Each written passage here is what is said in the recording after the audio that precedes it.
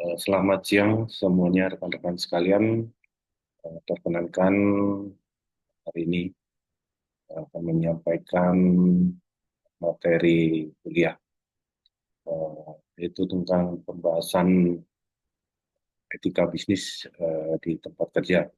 Di mana yang saya bahas adalah di tempat saya bekerja yaitu di PT Putra Perkasa Badi terkait dengan sosialisasi etika bisnis, etika kerja dan whistleblowing system. Pertama adalah apa yang menjadi latar belakang etika kerja, yaitu terkait dengan good corporate governance, yaitu elemen yang krusial dan penting untuk kunci kesuksesan perusahaan, mana salah satu bentuk tata kelola yang baik adalah adanya upaya untuk mencegah terjadinya benturan kepentingan, ketidakpatuhan, dan praktek kecurangan.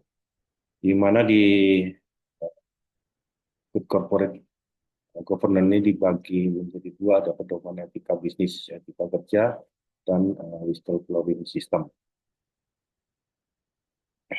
Selanjutnya, yang menjadi dasar terjadinya etika bisnis adalah yang mengatur etika bisnis, etika kerja, dan whistleblowing pertama dalam Peraturan Menteri Pertahanan Republik Indonesia Nomor 2 Tahun 2021, yaitu pelaporan dugaan pelanggaran tindak pidana korupsi melalui sistem penanganan pengaduan atau whistleblowing system di lingkungan Kementerian Pertahanan. Yang kedua adalah Peraturan Menteri Keuangan Republik Indonesia Nomor 2005 tahun 2022 tentang pengelolaan pelaporan pelanggaran dan perlindungan pelaporan di lingkungan Kementerian Keuangan. Pertama adalah apa yang menjadi etika bisnis atau etika kerja, yaitu pedoman yang berisikan serangkaian nilai dan prinsip perilaku individu di tempat kerja, profesionalisme, dan tanggung jawab. Dari etika bisnis dan etika kerja ini akan menjadi komitmen yang harus dilakukan oleh seluruh karyawan BPA, khususnya ada di seluruh set atau grup keseluruhan grup BPA sendiri. Pertama adalah terkait dengan whistleblowing system BPS. Pertama adalah lihat, dengar, dan laporkan, yaitu yang mengatur mekanisme atau proses yang ditetapkan oleh BPA untuk mendorong karyawan melaporkan setiap perilaku tidak etis, pelanggaran hukum atau tidak pantas yang mereka saksikan atau curigai terjadi di dalam organisasi. Adapun tim pengelolaan BPS, tim yang dibentuk untuk pengelolaan BPS yaitu pertama diketuai oleh CDA Division Head, terus kemudian juga secara struktur dibantu oleh bidang pengaduan dan investigasi, internal audit department head, terus kemudian juga bidang penindakan yaitu HCGA dan industrial relation head yang ada di AO dan di SET, terus kemudian bidang hukum, legal, litigasi, dan compliance department head. Alur proses pelaporan penanganan whistleblower yang pertama adalah terkait dengan pelaporan sendiri, diterima laporan oleh tim KKP, dianalisa, terus kemudian dilakukan investigasi oleh tim investigasi, terus kemudian akan menindaklanjuti dari hasil investigasi akan di follow up menjadi laporan.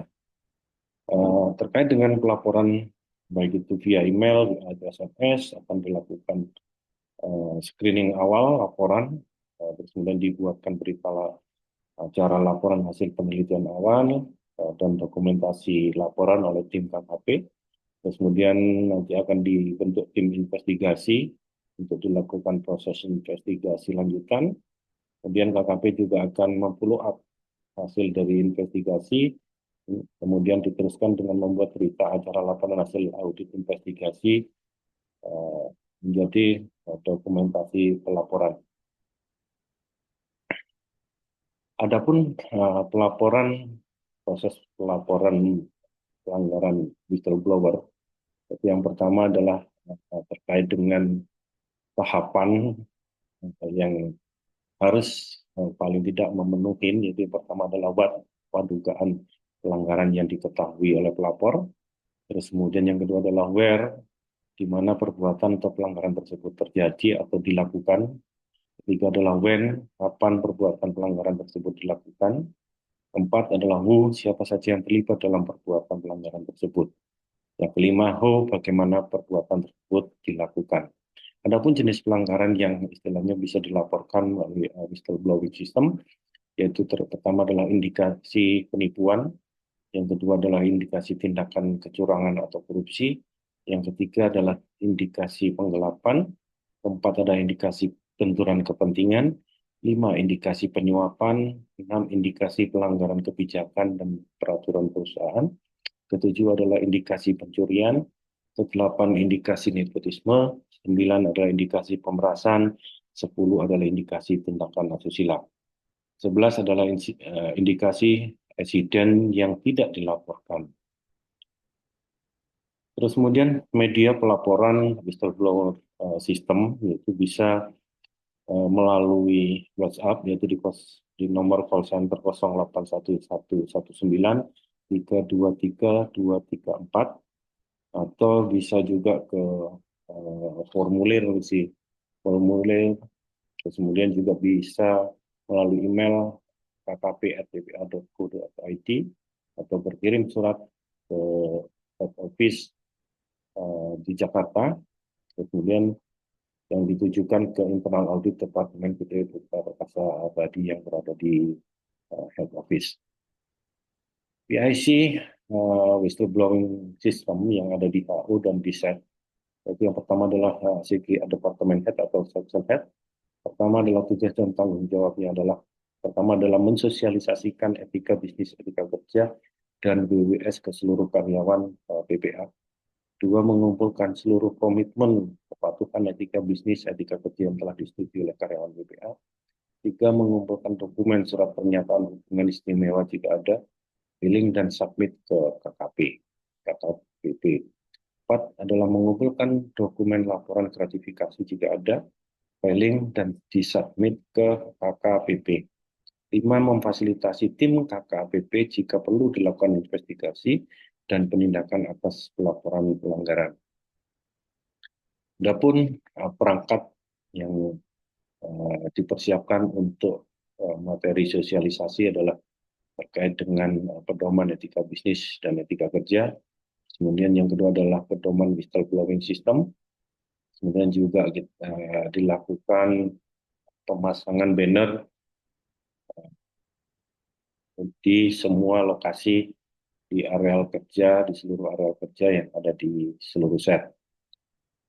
Terus kemudian juga ada video tutorial terkait dengan pernyataan komitmen dari seluruh karyawan yang harus ditandatangani oleh karyawan sendiri. Terus kemudian juga nanti terkait dengan monitoring dashboard, terkait dengan proses pelaporan, terus kemudian juga komitmen dari seluruh karyawan akan terekod di dalam monitoring dashboard. Mungkin itu yang bisa kita paparkan terkait dengan sosialisasi etika bisnis dan etika kerja dan whistleblowing system yang ada di PT Putra Perkasa Abadi. Mungkin jika ada pertanyaan lebih lanjut bisa disampaikan di kolom komentar. Demikian, terima kasih. Selamat siang dan salam entrepreneur.